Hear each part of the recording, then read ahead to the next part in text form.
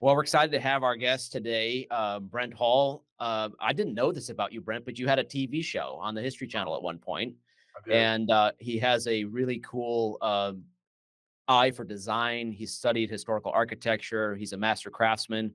He's just a great guy. Like he's a gentleman. He's just a fun guy to know. We've had him on the show before. Glad to have you back. Thank you. Thanks for Very nice. thanks for joining us. Yeah. Thanks for having me. It's very kind.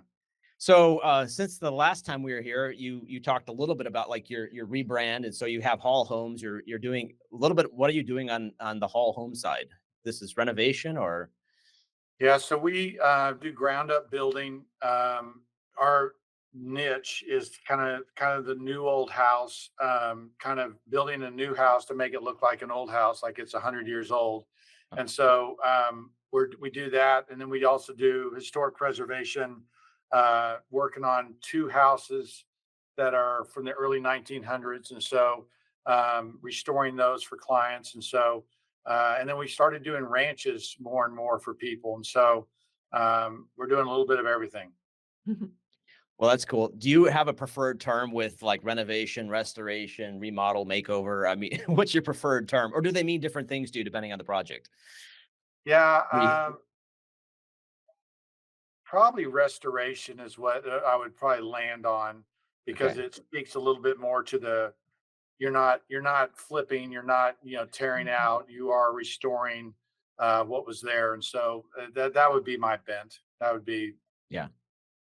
And when you say preservation, people think that that's too far, you know, down that road of kind of snootiness. And so restoration tends to be where you land, Nice middle where I ground. Yes. land. Right. Not too cheap, not too expensive. Yeah. Yeah, exactly. Not Do you have a remodel. favorite? Do you have a favorite architectural style? I really don't. I mean, I think if my wife wasn't involved, I'd probably do like an arts and crafts house, but she thinks they're too masculine, too dark, too depressing, and so I probably couldn't get away with that.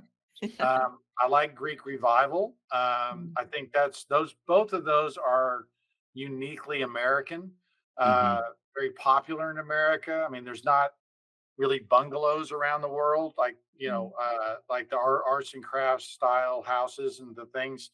Is it's kind of a uniquely American thing, and then so's the Greek revival. And so um, probably those two. It'd be fun to. Those would be my favorite styles. Yeah, without being too gaudy. It's a nice mixture of style without being too over the top. Yeah. Yeah, I mean, I don't think there's a lot of ornamentation in any of that. Mhm. There's not. They're not fussy. Mhm. Yep. They're very practical houses, but they can be elegant too, Mhm. um, when I they're like well it. executed and well built. Mhm. Some of the projects you're working on now, we were watching as we were getting ready for the show. Ken's like, check out this project. I mean, some of the stuff you do is just fascinating. I It's mean, so really, cool. really cool. This classic Italian home you're renovating. Is that a project you're working on now, or is that something that Yeah, so is happening? I mean, we're blessed. We were talking earlier, Kenzie, about being in a niche, and someone was asking me how we got that job, and now I started my company in 1993, so we're in year 31. We doing that. I talk on the podcast about a long obedience in a similar direction. Hmm. That really, um, I think, it contributes to the fact that we've got a reputation out there for working on these houses, Mhm. uh, and the size and scope of these things that I think I hear it enough that the outside looking in look kind of stupid, that people would spend that much money or do that kind of stuff. Just happens over time that I have worked my way out of certain neighborhoods in Fort Worth that Mhm. they just can't afford me anymore. And quite frankly, I can't afford me, right? So Mhm. I, I, I'm doing things that I get to live vicariously through my clients. They are, wealthy people that want cool architecture, and we've learned how to do that. But it's taken a long time. Doesn't Mhm. happen overnight as Yep. much as I wanted it to. Did you always focus on the historical, restoration side of things, or where did it start out? I know we maybe touched on this on the last podcast you were on, Mhm. but where did it start out for you? Like, when you were like, "I wanna be a contractor and build things." What was the starting point there? Well, so I went to North Bennett Street. That was a 2-year hands-on training in historic preservation. My son's actually just started there this fall, so Cool. that's Well, kind of fun.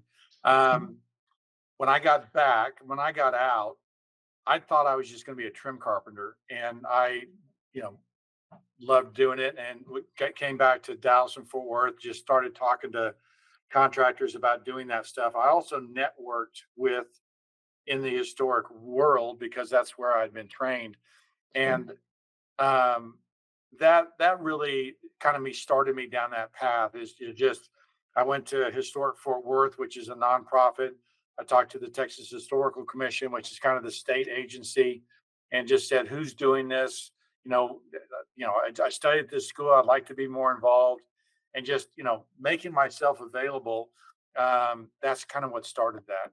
And Mhm. then So you always wanted to do that, that niche, it yeah, sounds like. I Yeah. always I thought I think historic houses are more interesting, better built, mhm. better designed than new houses, and so I wanted to stay in that world. That's cool. I love your approach to that too, of like the ask, seek, and knock. Get out there and not just wait for stuff to come to you and connect with people and start knocking on doors. Reminds me of the time when my dad was breaking out on his own and he just called a whole bunch of contractors up. Went through the yellow pages and started calling guys and say, "Hey, I'm a trim carpenter. Looking, I'm starting a business." And next thing you know, he had 3 or 4 jobs ready to go. And so, love the hustle. Get out there and connect with people. And so many times people have a dream, but they don't chase it enough. That Yeah, I was talking to Richard about that. I don't know if you followed his trajectory and his change and the kind of things he used to do to the kind of Yeah. things he's doing now. I was in, sometimes you can get stuck in a world, Mm, and he was, in my opinion, and mm, I think he would admit this if he is here, that he was stuck working for homeowners because it's what he knew, and he was getting calls to do that. mm, And how do you break out of that? And meeting me and then me getting him on some of our jobs because he's a great craftsman, Yeah. but he was doing junky stuff, and mm, you just get into habits. And so one of my recommendations for him was you got to start calling some builders. You've been working with this Mhm. group of people, you know, mm. you'll find better jobs over here with this. I think guys would be surprised that builders in a lot of cases are looking for quality people who Mhm, care. At least let me speak for me. I'm not a price guy, right? I'm not looking for the guy who can throw sheetrock up the cheapest. I'm looking for someone who's going to stand behind the work, who's going to, care, who's going to do a good job. And so there are when we get calls from people like that or people who want to show off their craft, those are the kind mhm. of people we want to talk to. That's really cool. Yeah, and it kind of that the scarcity as well of craftsmanship, it seems like that's becoming more and more of a thing as well. If you have the skills that, Right. to be sort of pigeonholed into a market where you're just working for the people that are sort of just abusing you with price, as opposed to being like, if you want quality, you want to pursue craft. I mean, like you're working for the wrong people. Mm. Yeah, I And the mean, resident, yeah, go ahead. well, I was going to go back to Richard, that video that he put out last night. I walked into his house, and he had built a window, Mhm, casement window. He built 2 doors um, that were really good, really well crafted, really well made. He did that awesome mantle, but those were things that were just completely outside of that. He didn't even know that he could do those things. And Mm. I think he's more confident today. I think mm, he's happier today than he was, and it's all stretching yourself, right? Stretching, yeah. doing things that wait, I can do that. I think that it makes you better, and anyway, it's just better. Mhm, I think though it takes someone to call you to that place sometimes. I mean, it's really easy. I played sports, all my life and I had a coach that was doing that. You know what I mhm, mean? So it's like how do you go from like being comfortable and like being like I can do this set of skills, I have a stream of work coming in, I yeah, have, you know what I mean? To then realizing there's something more without somebody actually calling you to it. mm. Well, I couldn't agree more. And I think I know you guys have had Dan Parrish on your show, but what he's doing, I think, is a game changer for carpentry because there's so many trim carpenters out there that you can get into the building trades. You can be doing your work, fall into your group of builders or your homeowners or whoever you're working on, and not know where you stand. I mean, am I a good trim carpenter? Am I a bad trim Mm. carpenter? That there is no standard. And what I love what Dan's doing is he's establishing that, look, Mhm. here's the 10 skill sets or 25 skill sets you have to have in order to be at this level. And that's our 10. And if you can do those Yep. things, then you're a 10. And if you can't do those things, you're a two. Right. And Right. so I think that we need that. The guilds certainly provided that historically, but just this I mean, the idea of building a masterpiece, right? That this is a piece that represents everything that I know how to do Mhm. is important. Yeah. Is important. Is some of this a society of somewhat instant gratification and fabrication and manufacturing where that's not valued as much? It's almost like the industrial mindset of quick and cheap kind of thing where we've lost some of that craftsmanship. And I'm not it might even be a global phenomenon. I don't know, but what's your take on that? Um, how long do we have? It's like processed foods is what it makes me think Yeah, of. I mean, it's a hundred Yeah, percent right. like Right. food, right? It's Yeah, fast yeah, food, fast fashion. yeah. There's so many things that are cheap and quick, and Americans, on a whole, tend to be champions of that, unfortunately. And Mhm. so um, when you realize how long it takes to do something well, Mhm. um, and I've read a lot on the fast food thing. And you guys read Michael Poulin's book, "What You Eat"? Have you ever heard that? Just I've read heard that of book? it, but I have not read Haven't that read it. one. My wife Mary would know. Fascinating. Yeah. It's a fascinating book that he talks about kind of what happened to farming, what happened um, to Yeah. food basically, and how everything's so processed today. And I Mm. think building's that way. I think building, unfortunately, going back to that I had a we delivered doors to a builder one time, and he was a fast and quick builder, and they were a pair of French doors, and we go. Uh, I got a call probably 2 or 3 weeks later, say your doors are warped. And I was Wow. like, that's weird. How could they be warped? Because we'd done Mm. state core, we'd done all these different things.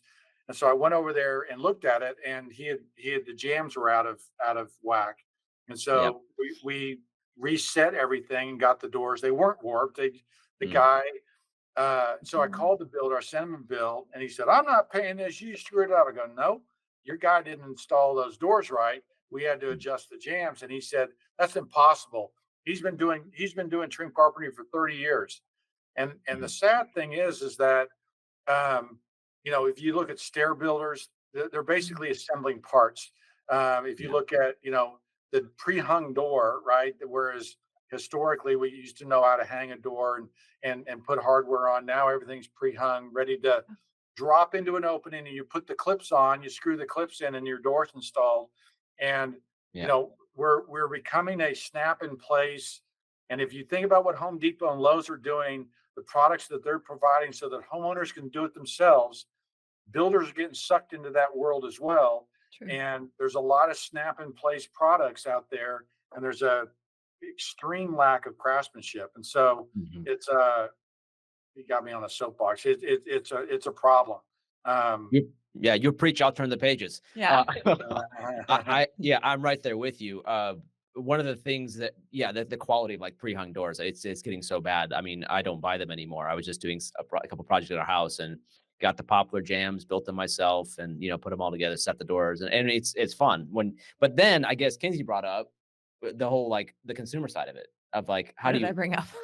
well when we were prepping for this, you were like, well, how do you get somebody as a consumer? Oh, yeah, to, like, actually understand Yeah. or I guess my question was, like, we have contractors who aren't building historical properties, and maybe they are shopping from Home Depot or, other vendors like that. How do you how would you coach them on selling quality? right? Like, because you have to be an educator. I think we talked about that a lot on our last podcast when you were on it, of like actually becoming an educator. So how do you sell a 40% cost door when maybe the homeowner is not going to live in there for 100 years? Do you know what I mean? Or like things like that. Like there's so much, like I think the average people move every 5 years is the average, I'm pretty Wow. sure. Wow. It's like 3 to 7, something like that. And so how do you as a contractor building quality sell that benefit, I guess, of having quality product? Um, yeah, I mean, did I tell you that architect that got fired from that job a few times from this homeowner? Did I tell you about that story when we I were don't talking about remember. No. Do you education? remember that? I don't remember that. Basically, this architect was telling me he was working for this really wealthy client, and he the client said, "I only want you to do the exterior. Don't mess with the interior. Don't mess." And so he, hired him to do the thing. Then said, "Okay, you're done. I've got everything taken care of. Go away." Come back 6 months later. Hey, we're not really happy with the interior. Can you help us with the interior? Yeah, so help him with this. But no, we don't want you to do anything else. Go away. And basically pushed him away 3 times. Mm, And what was Mm. happening was is that customer was being educated, that realizing the value that good design and historic precedent and those things were providing and bringing to the job. And and then when he was talking to the other people looking for that kind of quality, he wasn't finding that. And so it took him 2 years to come around to the fact that he needed this great architect to yeah. d- do everything if he wanted it a certain way. And Mhm. I don't know if you guys are watch geeks or anything like that, but watches would be an example of, I just need a Timex, or I want to spend a good one. What is a good watch? The Rolex? Is it Yeah. Petite Philippe? Whatever it is, there's an education that takes place there that gives you an appreciation for the craftsmanship and the quality of what you're Mhm. getting. And so even our education for something, let me just say my education for watches. I don't know anything about watches, but I want a good watch. I hate my Garmin watch because it's a picture of a watch. It's not even a Right. Yeah. watch, right? There's no moving parts in there. It's just I get mad at people when they have, a picture of walnut that they put on a plastic table. Why do I wear a watch? It's a picture of a watch. And so I don't know enough about watches and I need to be educated. So for right now, $10,000 for a Rolex is like, that's stupid. I'll never pay that. It's a good But investment though, apparently. No. Yeah. I'm just apparently it is. And so, but then you go, well, a Garmin's $300. That's fine. But you see what I'm Mhm. doing here? I'm talking about taste, Yep. understanding quality, understanding craftsmanship, and being Mhm. open to paying more now for that wealthy thing because I understand that the world of watches better. And I'm going, oh, I guess there really is something to that. Yeah. And so the It's good. thing I'll hear from people is that when I talk about doors or stuff like that, look, you can go buy a $40 door that isn't a door. It's just, Yep. styrofoam inside and a plastic skin. But you feel how flimsy the doors is. You fall forward and you put your hand through it, and it's just like, wait a minute, this is so cheap. It's Yeah. so bad. I want something better. And then you start Mhm. looking at the world of doors and you make a different decision. We're talking about a conversation that I think, you know, 10% of people need to have. Most people will not ever have a really nice house. Um, Mm. and, we'll have discussions about spending $2,500 for a door. But I think the high end, the value of the high end and the things that we're doing, it does raise the bar for everybody else. Say, okay, there is people that'll pay for that. There is a quality level that's better. If I want something beautiful, I have to spend more. If I want something that's well designed, people pay more for something that's well designed. Yeah. When Yep. Apple came out with the whatever the music one was, the iPod, Definitely. the people paid more for a music thing because the design was so cool, right? And Mhm. so Mhm. it Right. was simple and cool, and Yep. people will pay more for good design. Good. Yep. But And how it's much of that's just subjective too? Like you have like varying levels to it. Like back to the watch category. You can go from a $300 piece to a, Jacob and Sons or whatever that company in New York, they have like these $500,000 or $2 million watches that Right. are, I mean, obviously at that point, they're Yeah. just gaudy. They're not necessarily better watches. They're just, They're to have in your portfolio of watches. yeah, you can afford it. So I guess there's that like baseline of quality too, right? Where you can say, this is something that's quality. It might not be gaudy. It might not be fancy, but it's not the cheap put together in a factory ready to fall apart door, but it's a quality door. And then there's levels up from there, right? Well, what I always point back to for people, yes, is the answer to the question. But what I always point back to people is that, um, like I did that master builder university a few weeks ago and had 13 builders from around the country come in, and I talked about all this stuff I talk about. Mhm. And a lot of them were like, "Well, how do you say those things that you say? Like they're like, how do you tell people it's ugly?"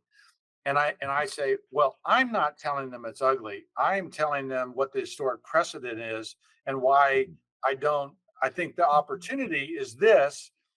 I don't think that's a great opportunity because it doesn't have this detail. It doesn't have. It's not the historic precedent. So if you're building a colonial revival house, there's no precedent for that. So we might as well go with what the precedent is. And so a lot of when you say how do I do it, I think that education piece, you're like, what is the world of options? What is the thing? And I'm telling you, the world of options. A lot of people think the world of options is Home Depot and Lowe's, and they're not realizing the custom lighting category, the custom door, the custom millwork categories, and that there's a huge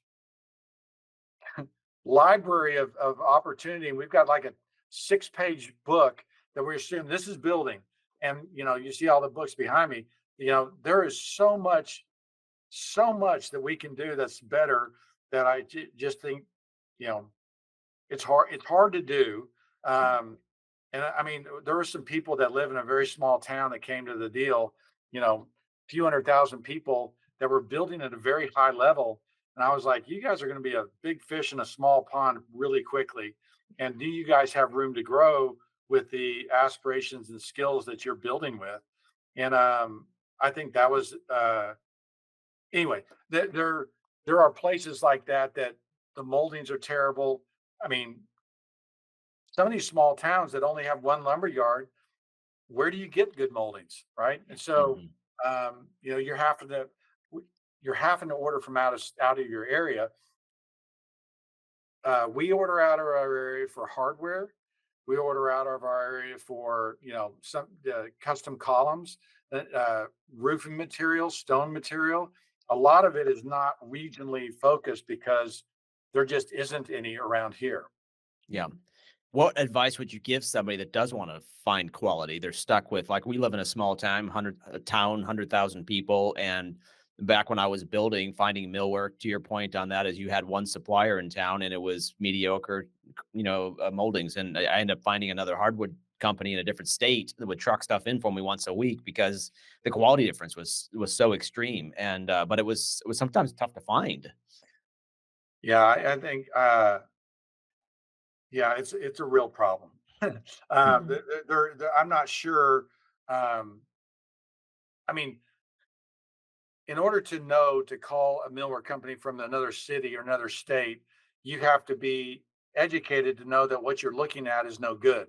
And so I don't know how you got to the point where you were ordering something from another city, but it's all about what was in your head and understanding the realm of opportunity. And travel does that for us. Travel will send you around and you'll see things you're like, I've never seen it done that way. I didn't know you could do that. Well, how would I get that? And then you start that journey. Yeah. Love it. But it's hard. Virtual travel called Instagram. Yeah. There you go. Yeah.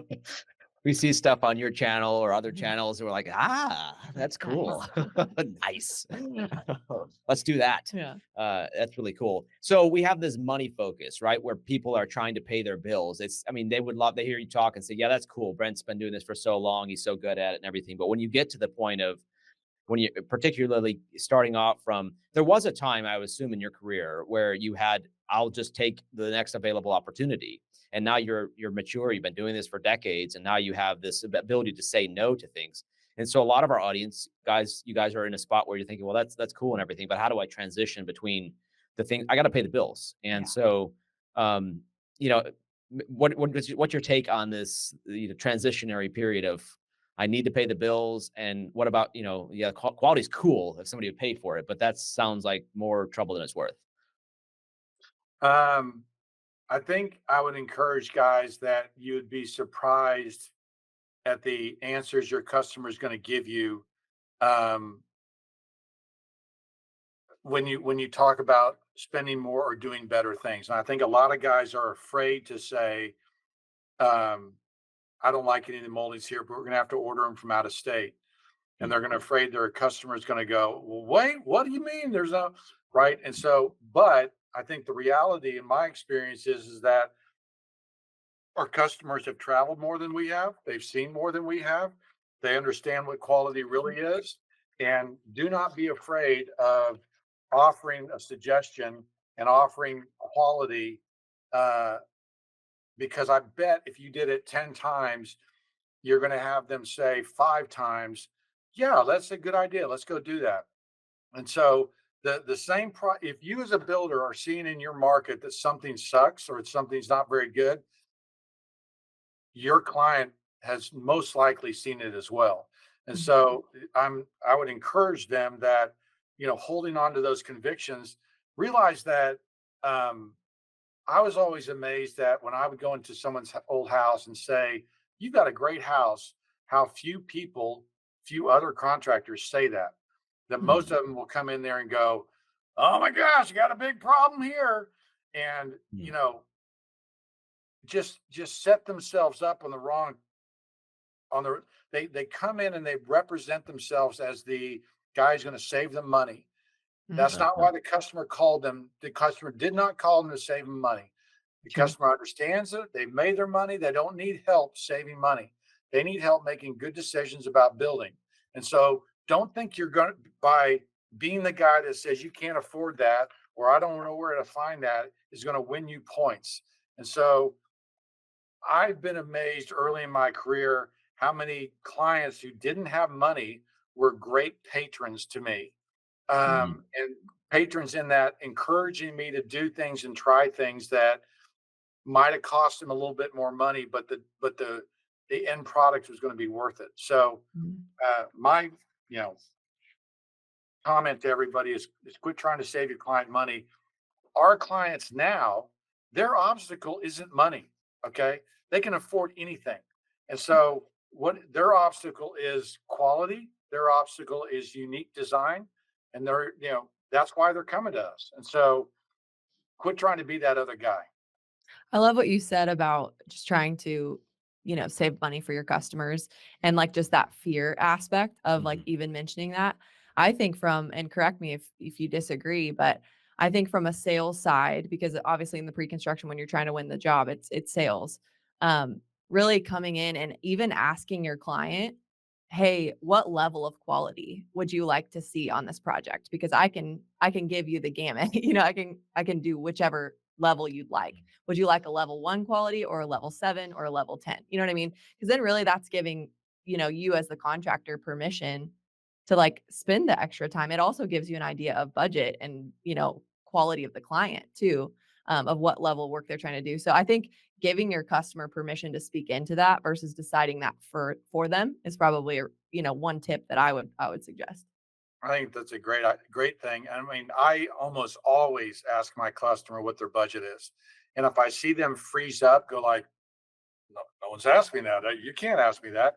I always say, well, this is why I'm asking. I don't know whether you want a wood deck or you want a stone deck. I don't know Yeah. whether you want, moldings throughout the house or do you want, and so yeah, I'm asking your budget, not because I want to get into your back pocket, but Yeah. to that very thing, I want to understand, what do you want here? Because you can be at 1 or you can be at 10. And it's an easy way to, that conversation is very important. Yeah. yeah. That's good. I love how you weed out some people that maybe aren't even a good fit too, as Kinsey pointed out with that conversation. You're saying kind of that minimum standard of quality where somebody that has a different perspective of what's acceptable, and you're just I can't deliver quality 1. I start at 7. Yeah. And if it is sort of in that range, you're like, okay, this is probably not a good fit. The other thing I thought was really profound is I've seen this with one of my mentors where he would approach his client and say, well, we can put in this good product, but there's a better product if you want to, and he would just, it wasn't like he was trying to sell them in the sense of Sure. like, you need to have this. It was more or less just presenting them with the option of like, Options. this is, and we're not going to get away from the door example, but like, here is the $400 door Yeah. and here's the $1,200 door. And here's the difference. And so many times people would go for that $1,200 door. I the way I couch that is I say, th- here's the opportunity for us. I like That that. it's not, yeah, it's not a one's wrong or the other. It's just like, hey, we've got an opportunity that if you wanted to do it this way, this is why I like this. This is the historic precedent of it. This is why I think it works. And you are that's where I believe you're doing your job as your contractor, where you are, you know, uh, realize that they don't have someone who can come sheetrock your house. They don't have painters. They don't have, and they want you to guide them through that process. So when you come back to them and say, "Hey, we got an opportunity," you Mhm. are Mhm. navigating and helping them walk through, this weird process of remodeling and building houses that's why they've hired you. Um, Yep. and I we'll find another quick way that we'll weed people out, or we kind of get into the right frame. And people will call us and say, kind of, what is your price range? And our price range is 500 to 1,000 a foot. Our average price is probably $600 or $800 a foot. And so I don't like it because I feel like it's like you're commoditizing a little bit, but at the same time, it's also a quick, oh, you were thinking 200 a foot? Yeah, no, we can't do that. We're not Yeah, making it. Yeah. it's just I don't know. And I will say I just don't know how to do that. I don't know have the subs that will work with at that price and at that level. I Mhm. just don't do it. So Yeah, Mhm. that's good.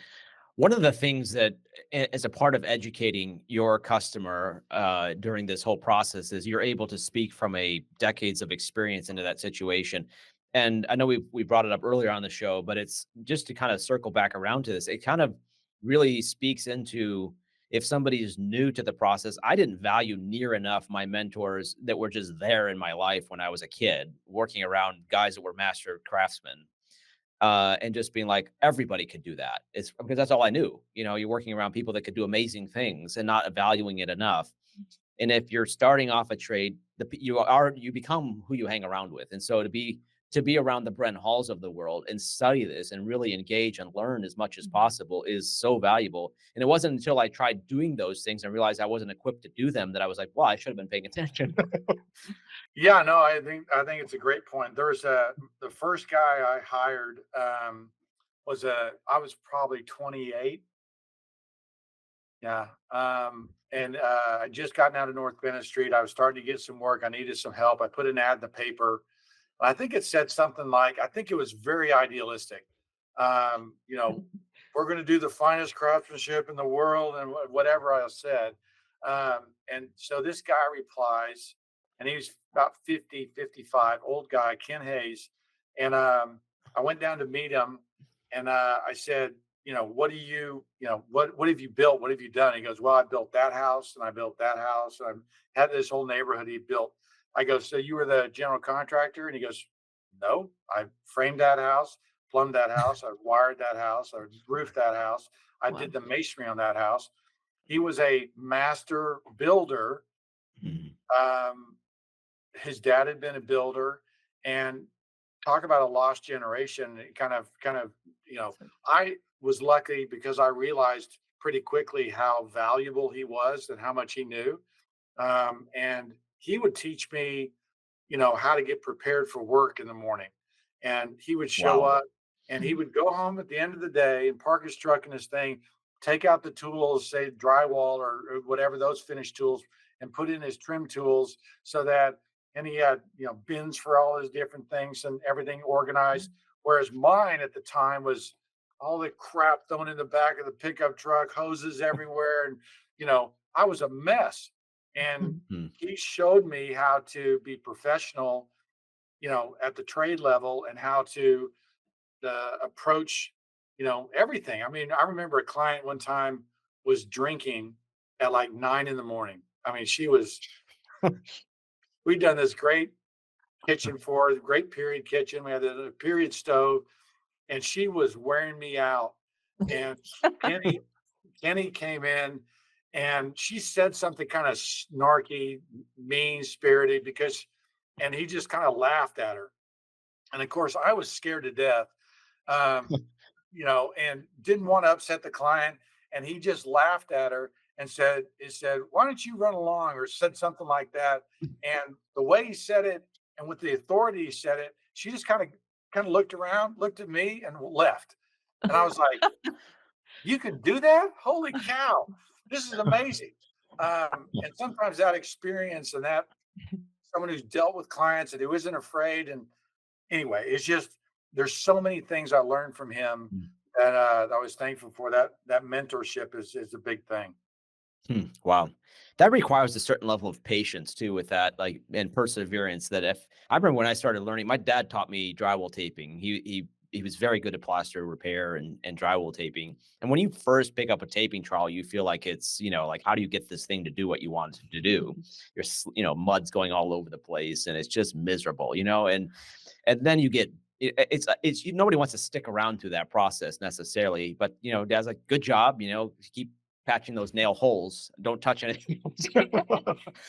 But he gave me an opportunity to fail too, and I was only like 13, so it didn't really matter. Nobody was expecting me to be very good at anything at that point, but nonetheless it was like that opportunity to slug through it, be perseverant, be patient, then you get good at something, and then then you like doing it. And I think that's an aspect where it's extremely frustrating sometimes to learn a trade. Instead of, like, in our culture, this instant gratification can also come down to career choices of being like, what is the sexiest, the easiest thing to do, as opposed to being like, sometimes to get really good at something is hard work, and then you can really take pride in it. And is that something lost? Am I reading into it too much? Or are you seeing that too, of what just like, I want a job that's easy? Yeah, I mean, I guess I don't know the answer to that because I mean Mm, on our millwork side, our best craftsmen are the older guys. And in fact, we were doing a SWOT analysis, and one of our threats and one of our weaknesses is that our craftsmen are old. We're trying to figure out how to fill in the gap, and so mm, there's definitely something generational yeah, that For sure. has happened with a lot of kids who don't want to work. But I think that in the last few years, um, there's been a number of articles about white collar jobs not being kind of what they were and college education being so expensive. I think guys are remembering and relearning that you can be a plumber, be a tradesman, make 100 grand a year, and have a very successful life that way. Um, so I think things are changing, but it's hard. It's Yeah. mhm, it's hard. Yeah, it does make me nervous for the industry. 41% of the construction workforce is retiring in the next 7 years. We talk about that stat a lot on our mhm, podcast.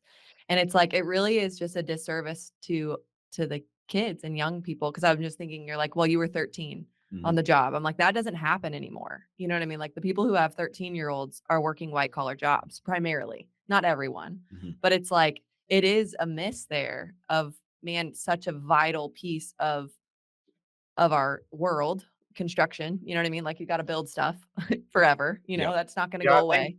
I think I mean, we're going to do a little bit what Dan's doing and uh, start training and self teaching and start a school kind of Yeah, thing where have you to. bring people in and you know give away a little bit your knowledge, but also find people who care and who want to practice that, all in the name of trying to you know before our guys retire and leave, that they could become mentors to a Yeah, younger generation is our goal. have to. But That's good. Dan has a full-time person who is a trainer and a Mhm. tester and he looks at those things. And so um, that's our next step here, Super. I to like try to that. overcome that. Yeah. Finding the character to go along with that opportunity is so hard sometimes too. I mean, of all the people that I hired in construction, sometimes people are so even disrespectful of opportunity. Of you're hanging around with people that are 50, 55, 60 years old that know so much about their craft, and and I've got the apprentice working with him. It's just kind of like, yeah, whatever. Just couldn't wait to get out of work or whatever, or not paying attention. And so, and not universally. And then I had some amazing people that really leveled up, but just being like, I think the opportunity is sometimes just not valued enough. It's just when we're young, and just to grab opportunity by the horns, so to speak, and just I think realize. I mean, too, yeah, yeah, I just think good. too that there has been kids who've come work for us and we weren't prepared to get them to the next level. So it Mm, wasn't just the kid, it was just that there was no clear path for them to, well, how do I get over to that bench and be that guy? It was Yeah. like, just sweep the floor, kid. And so this uh, negligence of understanding what we know and building a program, which is what we're going to try to do, so that they, you know, can understand the steps that can get there. So if a guy came in and wanted to start, you say, look, you're probably, sweeping on the floor for a month, but at that time you're going to move over to this, and then you're going to work in this area, and you're going to have this kind of job. Getting ourselves organized in a way so that we are, and it causes, and the exercise we're doing right now is we're looking at all our jobs and we're going, okay, what's that worth? And what are the tiers of understanding and of learning here? Whereas before in the past, we are just like, well, he's a skilled guy, and he mhm. knows how to do it. Now we're actually going, okay, well, what skills does he have? Okay, he can run a shaper. Can he set up a shaper? Oh yeah, he can set up a shaper. Does he know how to, plane wood? Anyway, all those different steps, it's forcing us and causing us to work harder at sharing our knowledge. So I look at the problem too and realize that we as a company weren't doing a great job, sharing what we knew either. Mm. Very insightful. Yeah, that's good. So good. Sometimes it's easy to blame. Yeah, Right. that's a great call out. Yeah. And particularly when there's that generational maybe disconnect as well, of being like, maybe that older generation values craftsmanship more, or has a different perspective on it, instead of being like, well, how do we relate to somebody that's looking at this problem differently? So it's True. a good call out. So good. And I like what you say too, of the skill versus like, well, that guy's skilled, calling out specifics. What do they know? What are they good at? How do you pass it on? Good stuff. So good. Mm. What final thoughts do you have for us, Brent? Anything you want to part with or share with our audience here? I mean, I think the thing I would say is that there's the long obedience, right? Just that Hmm. um, this is, if I look at my career, it was, you know, to this point, 10-year chunks, 12-year chunks of time where I was really learning historic preservation and how to run a business, learning more about how to run and how to lead people, but also learning classical design and stuff. Now getting into build science and understanding that, and building a bigger team and growing it's it doesn't happen overnight. It didn't happen as fast as I wanted it to. But I look at it now and go, I'm glad I didn't give up. And I'm glad I kind of persevered through a lot of that stuff. And so that long obedience, I think, is important. Love Great. it. So good. Can't wait to have you back, Brent. This is always fun. Thanks for being with us. Thanks, guys. Appreciate you having me.